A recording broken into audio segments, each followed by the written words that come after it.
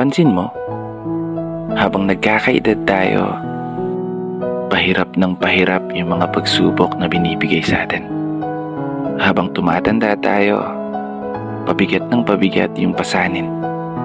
Tipong ang tanging mo lang magagawa ay idaan na lang sa panalangin na sana bukas pala rin at sana kayanin.